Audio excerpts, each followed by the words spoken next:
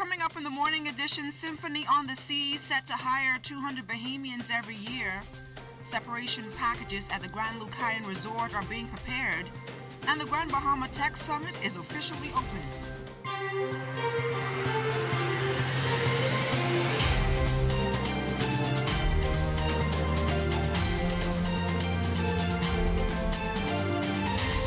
It's almost the weekend. Good morning to all of you. I'm LaDawn Davis, and this is the Morning Edition. Thank you so much for waking up with us. Traffic reporter Sieska Adderley, who just finished cruising the seas, is standing by with traffic police at the Nassau Street courts to talk about the ticketing process. Good morning, Sieska. Good Thursday morning. This morning's traffic report, we're coming to you live from the South Streets Magistrates Court, and there's a reason for that, and that's because we're talking fixed penalties, and here to tell us what that is and the significance of it is Sergeant Crestania Johnson from the Traffic Division. Good morning, Sergeant Johnson. How are you? I am wonderful. Pleasant good morning, Bahamas. Well, this morning, like you said, we're discussing fixed penalty notices.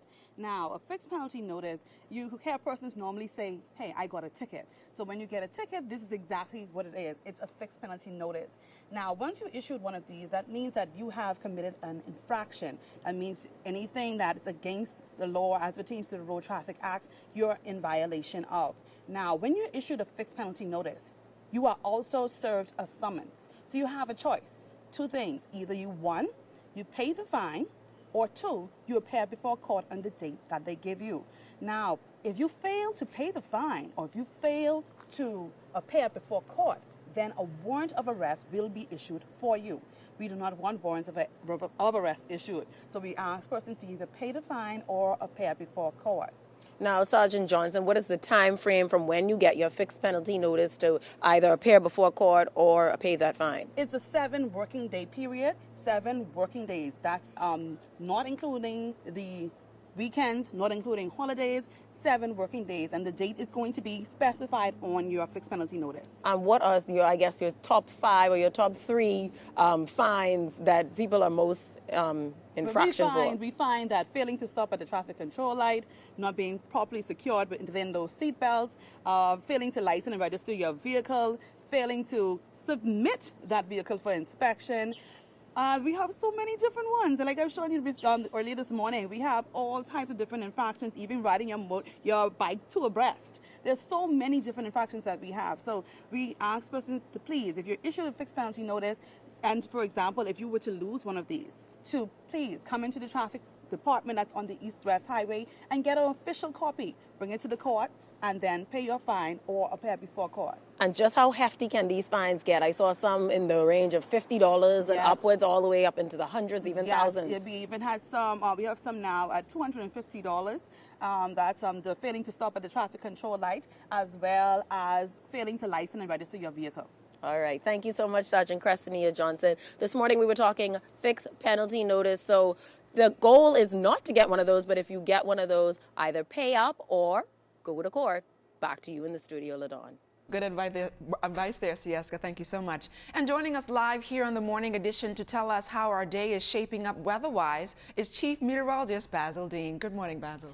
Good morning, LaDawn. We have 2 weather systems that will be affecting us over the next couple of days. The first one, a tropical wave just near the Turks and Caicos Island that will fire up some showers over the southeast Bahamas today and tomorrow. And then there's this front boundary now approaching northern Florida that will get into the extreme northwest Bahamas during the evening hours, and that will bring with it some showers, but most importantly, a nice cool down heading into the weekend. Outside of our studios, we have partly cloudy skies.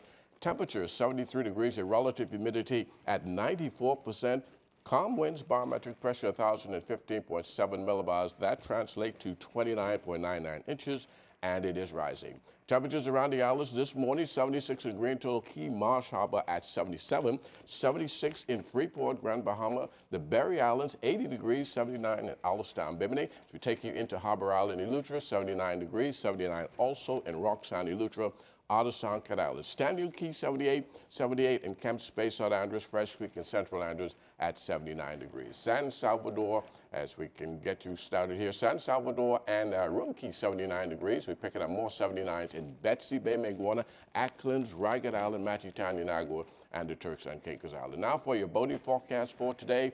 Southeast to south winds ahead of that front, and speeds around 10 to 15 knots. The wave heights 2 to 4 feet over the ocean. Tide-wise, it's going to be low at 6:58 this morning, high tide at 1:16 this afternoon in the central and southeastern islands. Southeast flow 15 to 20 knots, wave heights 4 to 7 feet. So caution flags up for your boaters in the central and southeastern Bahamas. That's going to do it for you. First look at weather, the morning edition. Stay tuned. Your forecast for today and tonight still ahead. Thanks a lot, Basil. The inaugural voyage of the world's largest cruise ship, Symphony of the Seas, is now complete as it sailed back into Miami after stopping in Nassau on Wednesday. Royal Caribbean International's president and CEO Michael Bailey told the media during a press briefing yesterday that the Bahamas has been partnering with them for the past 50 years, and 25 of their ships are currently registered here in the Bahamas. Now, as a result, the company looks to continue investing in the destination by creating more job opportunities for Bahamians. Significant employer in the Bahamas. You may or may not know that we're partners in the Grand Bahama Shipyard, where we take all of our ships, the Carnival ships, go to the shipyard, and so we're a major employer there. We have had Cocoa Key for over 25 years. We're a major employer of the Berry Islands. And of course, with the development of Perfect Day, we will double our employment of Bahamians in Perfect Day.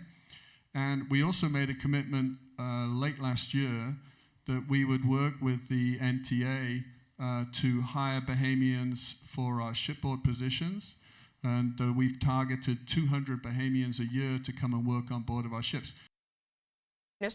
And Aviation, the Honorable Dionisio de Aguilar revealed during yesterday's ceremony on board the ship that cruise tourism has an economic impact of over $400 million annually and accounts for some 9,000 jobs. Hoping to see that number increase, RCL has launched a recruitment campaign and will be in town next week to chat with potential employees. First of all, it's a great career for kids. They can come work on our ships. We have wonderful ethical standards. They can have a hugely enriching experience. And just like the captain who started in a much lower level position than myself, there's opportunity for growth, and they can have a very rewarding career with Royal Caribbean. And we encourage our Bahamian friends to think about joining Royal Caribbean. And so, let people know we're hiring. Meantime, Grand Bahamas' sluggish economy remains a priority for the government, and with the purchase of the Grand Lucayan Resort, efforts are now being made to ensure the property is a success. Currently, the government is in the process of preparing separation packages for employees of the resort. Finding a suitable buyer for the property is also underway. So far, 20 groups are said to be showing interest in the hotel as the government works to increase airlift into Grand Bahama. Still on Grand Bahama news, the movers and shakers in the technology industry moving into a second day on that island is the Technology Summit, which has brought together many key players in the sector. The government's goal is to transform that island into a technological hub in the region. Among the groups participating in this year's summit is Cisco Systems. Already, the government has executed a memorandum of understanding with Cisco Systems, which provides the framework for the Office of the Prime Minister, along with the Ministry of Education, to explore the development of educational opportunities for Bahamians. The three-day summit ends on Friday. A contract was signed yesterday for the private preschool partnership of the Universal Pre-Primary Education Initiative. The private sector is teaming up with the public sector in providing free education for preschoolers. This is the second phase of the program, and Education Director Marcellus Taylor noted the importance of all children having access to education. Putting that ultimate trust in you, where what we're doing is providing you the opportunity to actually school some of the children on our behalf for some compensation to yourselves. That part, we can't leave that part out, right? And why this is important is because it's a realization that we are in this struggle together. And the struggle is to ensure that our children come to grade 1 ready to learn on day 1. And the work that you will do and the work that we are doing to support you in helping us to get our children to that level requires a deeper level of partnership. Stay close, we've got more news right after this. You're watching The Morning Edition.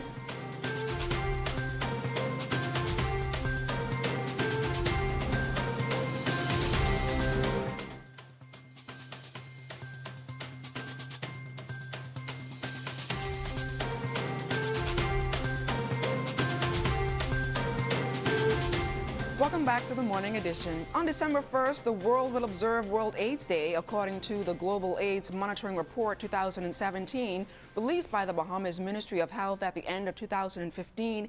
8,667 people were listed as living with HIV in the Bahamas. And here to tell us how the Bahamas is raising awareness this time around is President of the AIDS Foundation, Lady Camille Barnett. Good morning, Mrs. Barnett, and welcome to The Morning Edition. Good morning. Thank you. And talk to us a little bit about how is the foundation observing World AIDS Day this time around? Okay. Well, we're actually, in a way, happy that we are, in 2018, moving in the right direction. The number of AIDS-related deaths is down, the number of new cases is down, and the number of hospitalizations are down. But of course, we have a very long way to go. So we can't rest on our laurels, and we always have a number of events to commemorate December the 1st. We started off on the 1st of November with free HIV testing at the University of the Bahamas. And tomorrow, in fact, on the 16th of November, we will have the Human Red Ribbon, where we use primary school children, and we expect almost 300 young people to come out. We're going to be on Saunders Beach between 9 and 11, and they will all wear their red T-shirts, and we stand in the shape of the Human Red Ribbon. And then, of course, our big event on Saturday the 17th is the Red Ribbon Ball, which is our major fundraiser. And without the proceeds from the ball, we're not able to do most of the work that we're doing right now. And then on the December the 1st, which is actually World AIDS Day, we have our annual Fun Run Walk cycle, and that will be at Arawak Key starting at 6 o'clock in the morning, 5 o'clock if you need to register beforehand. And then later that evening at 6 o'clock at the Advanced Guardhouse at Fort Charlotte, we will have our annual candlelight vigil.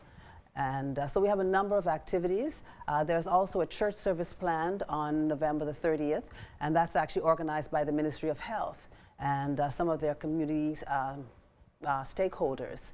And that service is from 1 until 2, and it's at Calvary Baptist on Collins Avenue. So we have a number of activities to commemorate the occasion. And talk to us a little bit more about how is the AIDS disease affecting the Bahamian population? Well, there are a number of high-risk groups that we are concerned about. For example, men who have sex with men, commercial sex workers, and young people. The Bahamas AIDS Foundation focuses a lot on those young people. We have an after-school program, which we call our outreach program for young people infected and affected by HIV and AIDS. And the program really is to provide them the support that they need.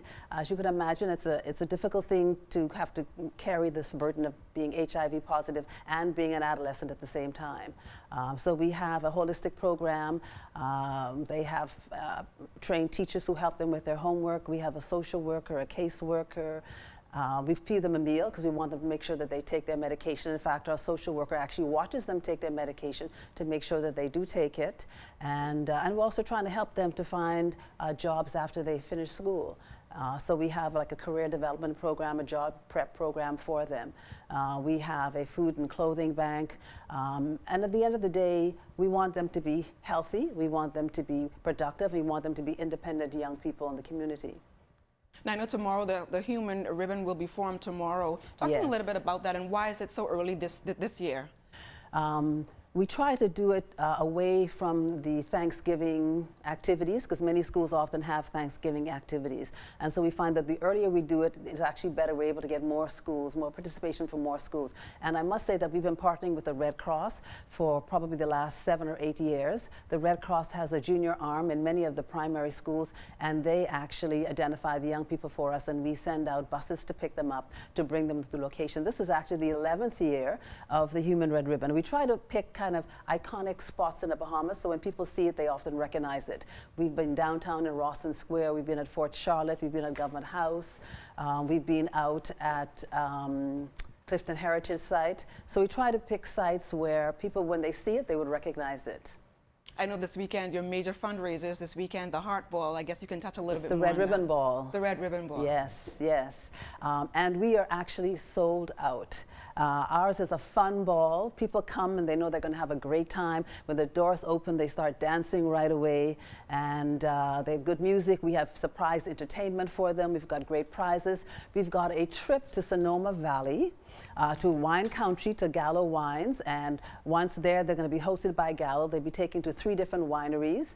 And airfare and hotel accommodation is provided. Every year, we try to find a different spot to take our guests. So we've got great prizes. And as I say, it's a fun ball. And we're almost full. I think we may have 2 seats left. We've done really well this year. Lady Camille Barnett, thank you so much for joining us here in the Morning Edition. Thank you for having me. Meanwhile, the countdown is definitely on to the Boxing and New Year's Day Junkanoo Parades as tickets go on sale for the parades this coming Saturday, November 17th at Norfolk House on Frederick Street. The doors for tickets open at 8 a.m. sharp. But before all this happened, Chairman of the JCMP, Silver Ferguson, says they had an exciting run this year for persons seeking to become judges for the upcoming parades. We attracted 156 applicants. And of course, you know, that process goes through a vet process. We then ended with 108. Those 108 persons were invited to the Junkanoo course. At the end of the day, the course is completed now, and we found that now we have 69 judges who are prepared to judge the upcoming parades. And so there's still a little bit more work to do with the final pool. They will go through extra sessions of scoring and music, costume, and performance, and then they should be ready to go to the parade. Additionally, Ferguson says the JCMP anticipates going digital for both parades this year.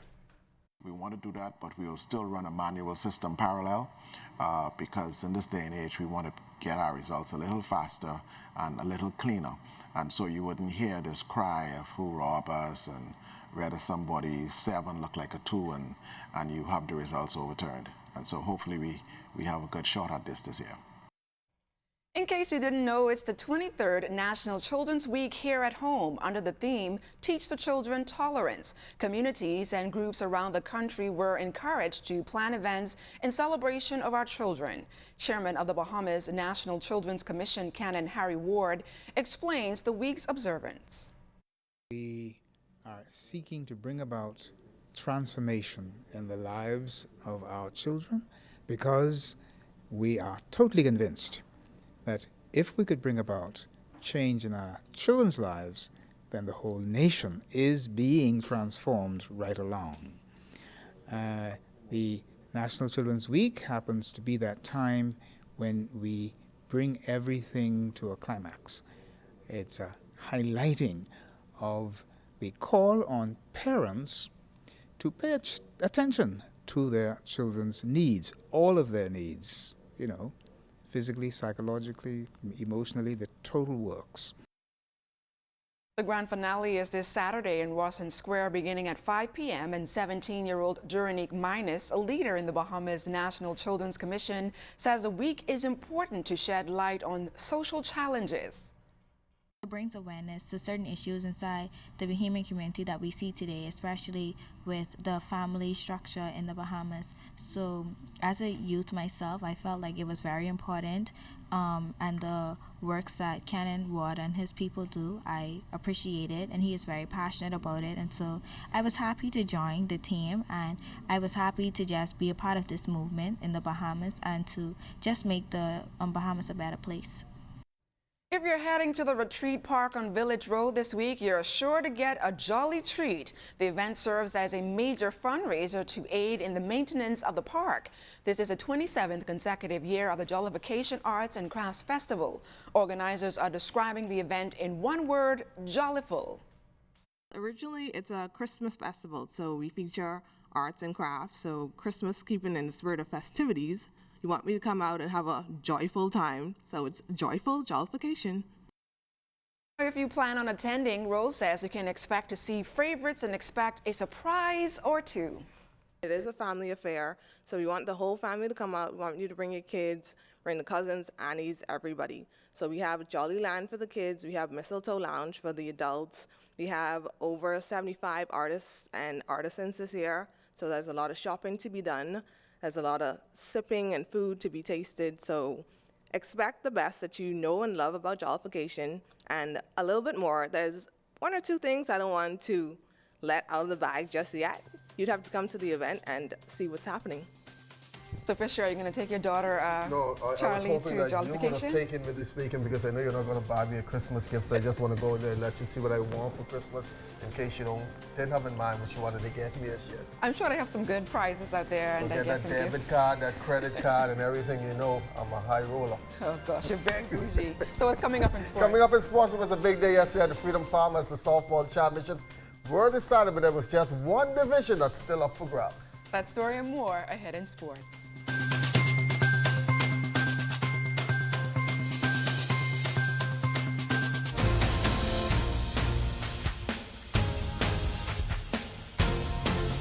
Good morning once again. Private School Softball Championship with Game 2 was on Wednesday at Freedom Farm. Let's start first with the junior girls, where the Cougars of Charles W. Sanders completed a perfect season with a sweep of the Comets of Queens College with a 15-6 win. Man, it feels great.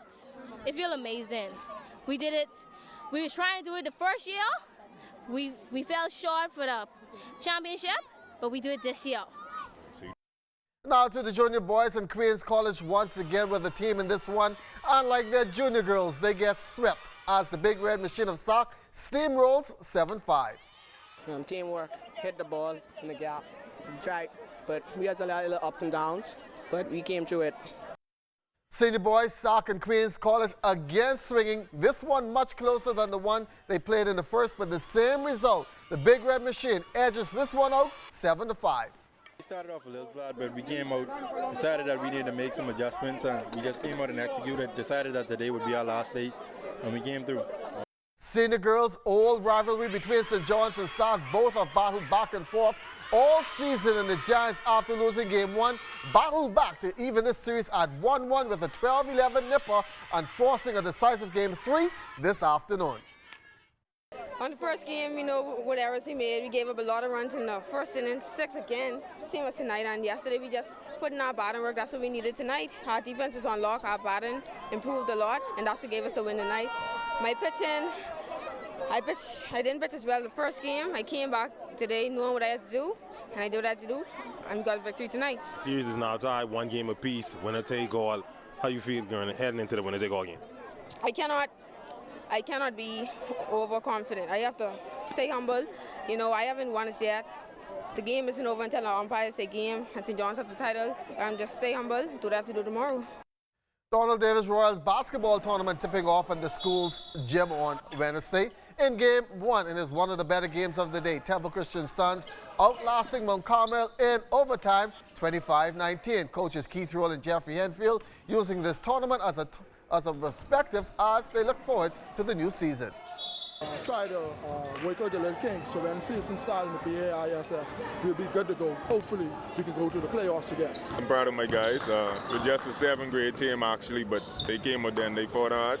I'm really proud of them. Overtime loss, but the experience is what we most needed. And that's going to do it for your look at sports. And wondering why Siesco was mad this morning. QC lost in the junior girls, lost in the junior boys, also lost in the senior boys. My daughter Xavier not happy as well this morning. And that's it for sports.